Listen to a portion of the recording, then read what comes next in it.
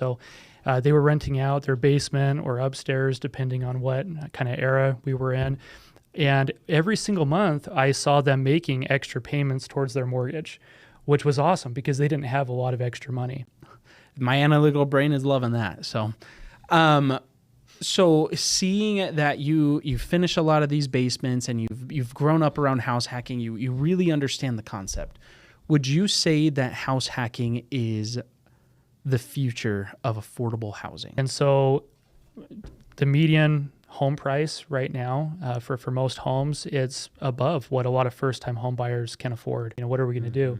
I think house hacking can be a really good way to do that. I don't know if a lot of people realize this when they get into their first house hack, but you're learning property management, how to find good tenants, how to budget for expenses. Degree of education that you could go pay hundreds of thousands of dollars for, but instead you're getting paid to learn that in your own home.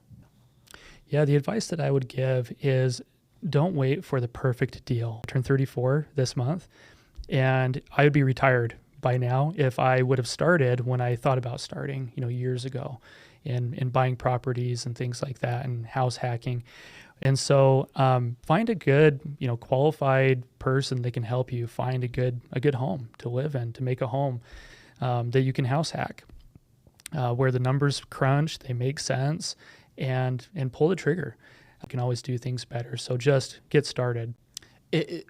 The way that I think of it is once you make that move, you realize it's not actually that scary. It's people make it out to be a way bigger deal than what I think it needs to, I think is what I'm trying to say. And it's the craziest thing at the end of the class, like people's eyes are just like wide open to like, oh my gosh, like I had no idea that this was even possible. And then it comes down to the execution. If you are wanting to purchase a home or get into a house hack situation and you're not around the right people, type it into Facebook. Meet realtors, like these guys, and find someone you want to work with. The pep talk that I give everybody when they're going through this process is, it's going to feel scary. Am I going to be bankrupt? Like, that's normal regardless. But you might as well lean towards the one that's going to make you more money and be cheaper for you to live in. All of these things are going to go wrong.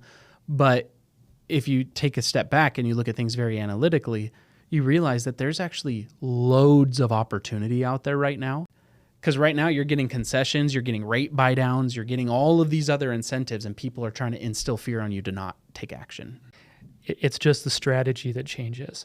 It's always a good time to be buying. And when I try to help people understand that complex theory in one little tidbit, they're like, wow, so it really can make sense to buy in any market. I'm like, yeah, it really does. Yeah, real estate, it's not day trading. So do you have any like high level landlord tips for people, first time landlords trying to be like, how do I like manage this whole chaotic process? Yeah, be very picky with your tenants, with finding the right people.